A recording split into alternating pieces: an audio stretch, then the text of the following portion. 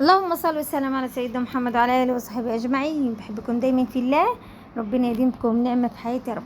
يلا بسم الله نعمل اكلنا. ما تنساش بقى اقول لكم يا صباح العسل وصباح الفل وصباح الياسمين. ولو بشوف الفيديو ده في النهار ولو في الليل، مساء الفل ومساء العسل ومساء الورد وكل حاجه حلوه عليكم وعلى حبايبي كلهم اللي انا بحبهم دايما في الله. تعال كده مش دايما لايك تحط الفيديو الجميل ده لايك واقول لكم دايما بتوحشوني. ويلا بقى نعمل اكله كده خفيفه ونفس الوقت مش دسمه، جميله جدا جدا، وكلنا من عشاق الاكله الحلوه دي، الاكله الشعبيه او الاكل الناس الناس دايما الزمن الجميل دايما كان اكتر حاجه في الصيف يحبوا دايما اكتر حاجه يعملوها. يعني الاكله دي والله يا امي ربنا اداها وطولة العمر يا رب كده، ويحفظ امهاتنا جميعا. دايما كانت دايما تعملنا اكتر حاجه في الصيف، يعني ممكن تعملها لنا مرتين 3 مرات في الاسبوع كده. الاكله دي بجد والله. ودايما ستي رحمه الله عليها ورحمه اموات المسلمين اجمعين، دايما برضو كان دايما يعملوها بالطريقه دي. فطبعا وكان جنبيها مخلل والله بتنجال او حته جبنه قديمه. فكانت يعني او ليمونه كده، ليمونه مخلل. المهم كان بتبقى حاجه حلوه تاكل منها متشبعيش. كان اكتر حاجه هي والباميه، باميه بالثوم بتبقى خفيفه وحلوه قوي. والملوخيه دي بتبقى حاجه اللهم بارك كده من عشاق بقول لك الدول العربيه كلها. طبعا معايا الملوخيه زي ما انتم شايفين، او معايا حله انتوا شايفين شطوا فيها الشوربه، فاحطت الشوربه كلها فيها لورا حبهان، طبعا قرن فلفل، جزرايه، طبعا فصين توم، ما عنديش بصل صغير على فصين توم تاني.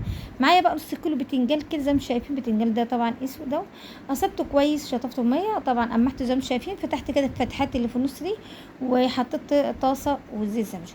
وطبعا الحله طبعا الشوربه لما غلت زي ما انتوا شفتوا انا حطيت فيها الفرخه سليمه. عملت معايا بقى الخلطه بتاع البتنجان، هنعملها بقى كده الحشو بتاعتها الجميله. معايا بقى معلقتين هريسه الشطه الحمراء، ومعلقه هريسه الشطه الخضراء، وجزريه بشراها، وزي ما انتم شايفين كده ليمونه هنعصرها، وحطينا خل وربع كوبايه صغيره خالص، ومعلقتين ملح وكزبره وكمون وفلفل اسود وسبع بهارات. وكل بجد بتنجان كده جنب الملوخيه اللهم بارك بقى، حاجه كده تجنن تجنن تجنن. وعصره الليمونه مننساهاش طبعا. تمام. ونقلب بقى الخليط الحلو الجميل ده كله كده، واللهم بارك كده، ونخليه على جنب كده. يبقى كده جهزنا الخلطه بتاعتنا او الحشوه بتاعتنا بتاع البتنجان. تمام كده. نطلع البتنجان ماشي كده. يبقى ده اول حاجه بعد بعد ما حطينا الفراخ. تمام. علشان طبعا البتنجان يشرب كده ويبقى حي كده وطعم حلو كده وجنب الملوخيه. وتبقى حاجه كده جميله جميله جميله جميله جدا جدا. ما تروحوش مكان وما تفرش بقى على الفيديو او ما تطلعوش بره الفيديو ده. لا انتوا كل تكه فيه او كل التكات عامه في الاكل ده انتوا هتفكم كتير كتير كتير. اللي بناتنا سواء بنتي بناتكم الشباب كل طبعا اللي بيحب دايما يعمل الملوخيه ومش عايز طبعا تسودي منها او مش عايزه تسقط، بيبقى طريقتها اعملها معاكم بطريقه سهله وبسيطه. نفس الوقت مش هتسود او مش هتغمق مني او مش هتسقط مني او انت تشوفوا كل حاجه كده واحده واحده. تمام. بنات كتيره ومن ضمنهم بناتي عامه ليه الملوخيه بتسود مننا، ليه الملوخيه بتسود مننا، وليه الملوخيه طبعا بتسقط مننا او طعمها مش حلو. تمام. هقول لكم على خطوه خطوه كده براحتي. على الاول كده خلاص طلعنا البتنجان كده نرصه كده في اطباق كده جميله، ونفتحه كده الفتحات اللي احنا فاتحينها قبل ما نحط. لازم نفتح البتنجان قبل ما نحطه في الزيت. ليه بقى؟ علشان ما يطقش كده، كمان يبقى سهل جدا جدا يا دوبك عليه زي ما شايفين، يبقى سهل كده في الحشو بتاعه. ويعني وطبعا ما ياخدش يعني يشرب كده وحق كده بسرعه. تمام كده. زي ما شايفين كده فتح قلبه كده ابيض بس مستوي جميل جدا جدا جدا. هرصه كده زي ما شايفين، والرصه بتاعته معايا بقى حبه طماطم كده غسلهم كويس. نحطهم كده معاهم. طماطم مخلله مع البتنجان بتبقى حاجه تانية خالص بجد، طعمها بتبقى حلو قوي قوي قوي. والله ما بارك كده حاجه تجنن، حاجه حلوه وهتعجبكم جدا جدا جدا. وجربوها. واقول لكم معلش عايزه على صوتي بقى التليفون، فطبعا جالي طبعا تليفون بس يعني كنسلت عامه، فمعلش على صوت التليفون فكان ازعجكم. معايا بقى الخلطه الحلوه الجميله دي، اللهم بارك كده. حاجه ريحتها حلوه جدا جدا. كمان في حاجه كمان في الاخر كده هرشها كده عليه. والله كان مره عطت طعم البتنجال طعم تاني خالص، وريحته حلوه مع الخلطه بجد. انا يعني بجد زودت كمان عليها، يعني كانت حلوه جدا، وولادي كمان راح يجابوا وحطوا كمان عليها. طعمها حلو، ريحتها بجد مع الحاجه دي ريحتها حلوه تجنن بجد. هنحشي والبتنجال كله كده، ونعمله بطريقه حلوه، واقول لك في الاخر هنعمل فيه تمام كده. لحد كده خلصنا بقى ادي الطبق نعمل بقى يعني الطماطم، وحطينا عليها يعني رصه تانية كده، عشان طبعا عارفه ان اولادي بيحبوا الطماطم المخلله مع البتنجان، يعني يخلصوا الطماطم وبعد كده يلفوا بقى للبتنجان او ياكلوا بقى البتنجان تمام كده. وادي الخلطه طبعا عندنا جاهزه، اللي بنعملها ونخليها في التلاجة شويه المخللات لحاجات كتيره بنحتاجها. زي ما شايفه ده نعناع اخضر. والله بصي بجد لما حطيته كده عليه طلع لي ريحه نعناع جميله مع الخلطه تجنن، وطعمه كمان في الاكل حلو قوي قوي قوي. واولادي زودوا عليه كمان نعناع اخضر، يعني كان عاجبهم جدا جدا. خلاص خلصت الباذنجان. نعمل بقى ال- الوصفه بقى اللي هي التالتة او التاني زي ما شايف كده. هنعمل بقى زي ما شايف، حتى بقى معلقتين سمنه، وادي حبه شعريه او كوبايه شعريه كده، ونحمرهم بقى، ونعمل حبة رز بشعرية حاجة كده جميلة جميلة جدا جدا. طبعا معلقتين سمنة وحبة زيت، ونقلب كده ونقلب بقى كده. وادي الأكلة المصرية بتاعتنا، الأكلة البسيطة بجد الواحد ما يشبعش منها خالص. وطبعا اللي ما بيحبهاش هيحبها جدا جدا بالطريقة دي.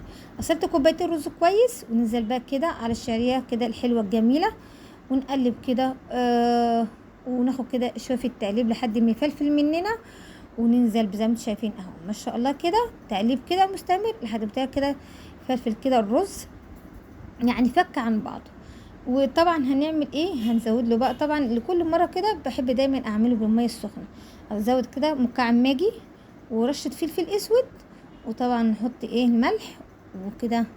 يبقى خلصنا الرز. يبقاش بقى اللي هقول لكم هنعمل تمام كده زي ما شايفين قدامكم. طبعا الواحد لما يشوف قدامه احسن كمان من اني يسمع. شايفين قدامكم كل حاجة بعملها واحدة واحدة، عشان طبعا بناتنا يستفيدوا. احنا كلنا بيبقى شاطرين وعارفين نعمل، بس في بنات يعني بناتي او بناتكم بيبقى عاوزين يعرفوا كل حاجة بس واحدة واحدة كده، ويعرفوا الاكلة الجميلة دي، ويدخلوا المطبخ ويحبوه ما يخافوش طبعا، ويعملوا كده ويبقوا واثقين من نفسهم ان هم داخلين وعارفين كويس ان هم يعملوا خلاص الملوخية الصفت وخلاص كده نشفت معايا اتهوت يعني. بالمخرطه بقى كده انا حبيت اللي انا اعمل ملوخيه اهي، يعني فريش من بره، ما رضيتش اطلع الفريزر دي بشيلها للشتاء عامه. طول ما دي موجوده في الصيف اللي الملوخيه الصيف دي بتبقى جميله، فانا حبيت اللي انا اعملها بالمخرطه زي ما انتم شايفين كده. وما خدش معايا حاجه في الثواني على طول، يعني كان في 5 دقايق او 10 دقايق كتير جدا، كنت اقل من 10 دقايق كمان بسرعه كده بالمخرطه كمان. بجد بتبقى حاجه جميله حلوه جدا بالمخرطه عامه لما بنعملها كده. طلعنا لينا اجدادنا وامهاتنا وكل الناس طبعا بتعملها بالطريقه دي، ولا كان كبه ولا اي حاجه خالص. فليه بقى ما نعملهاش ليه كده؟ وكان دايما واحنا بنعمل اكل كده نخرطها على طول ما شاء الله. اما كنا نعمل الفراخ والرز وكون خلصنا الملوخيه يعني خرطناها ونعملها على طول جنبها تمام كده كده ما شاء الله على طول. وادي والله ما خدت معايا وقت خالص ولا متعبه ولا اي حاجه خالص. سمي بسم الله كده وانت قاعده، وتنساش كده بقى حبه الرز زي ما انتم شايفين. الرز كان محتاج حبه ميه تاني، فانا رشيت له عادي حبه ميه ووطيت عليه وسبته تمام. معايا بقى الفرخه زي ما انتم شايفين كده، كان عندي بقى معلقه صلصه وحبه زيت، وطبعا توابل بهارات الفراخ، وقلبتهم كده ودهنت كده بالفرشه او وزعتها عليها. وطبعا زي ما انتم شايفين كده ونحطها جوه الفرن طبعا تحت الشوايه. عندي بقى الشوربه غلت زي ما انتم شايفين كده، هنحط طبعا زي ما انتم شايفين مكعب ماجي اهي، مكعب ماجي وطبعا ونوطي كده شويه.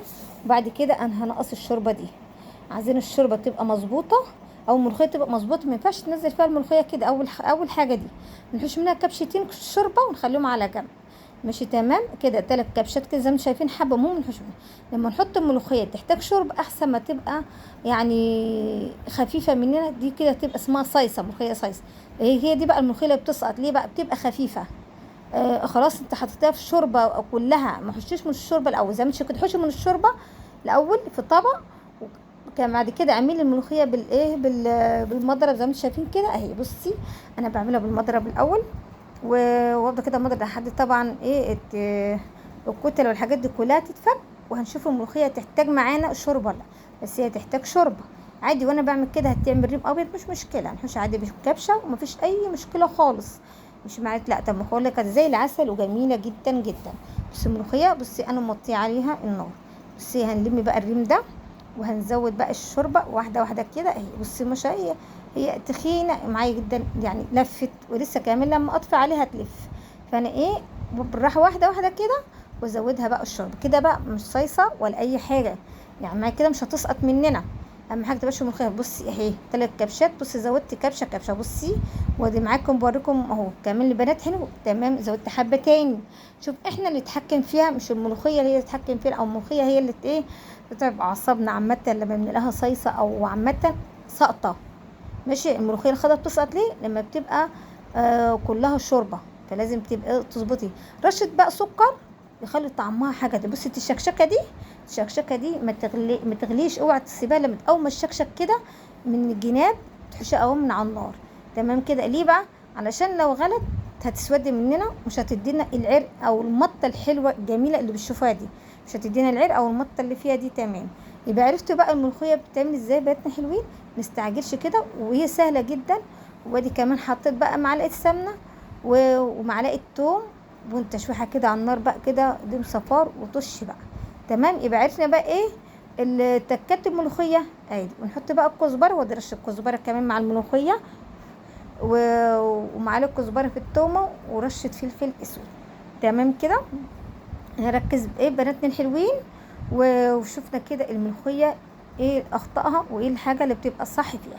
نمشي معاها بالطريقه دي والله تبقى معاكي جميله، ولا تبقى صيصه منك عامه يعني، ولا تسقط ولا تبقى اسود منك. شايفه الملوخيه خضره جميله، والطشه حته كانت مفحفحه بجد، واصله للشارع يعني البيت كله. تمام. انت شايفه ما شاء الله القوام بتاعها عامل ازاي، طش كده على طول وطشه كده كبشه كده. بصي ما شاء الله جميله حلوه، ولا صيصه ولا حاجه يعني، ما بالسلطه خالص. شفتها قدامكم اهو ومهويه كام غطا كده. خلاص خلصنا. ادي الرز بتاعنا، ودي فرختنا الحلوه خدت اللون، وادي المخلل وكده، وعملنا اكلنا الجميل الخطير جدا جدا جدا. وادي الملوخيه بتاعتنا الخضراء الحلوه بطريقتها سهله ومش متعبه، ولا تسقط مننا ولا تسود مننا لو عملنا في التكات اللي بقول لكم عليها دي. تمام. اقول لكم بقى ما تنساش تحطوا لايك، وما تنساش طبعا دعوه حلوه. سيبكم دايما في رعايه الله، ما تنساش تذكروا لكم. ويا رب تكون الاكله الجميله دي تعجبكم. والسلام عليكم ورحمه الله وبركاته. شايفين قدامكم ما شاء الله كده، والله كانت حاجه احلى واجمل من اي اكله تانية، جميله وسهله وبسيطه وخلصتها بسرعه.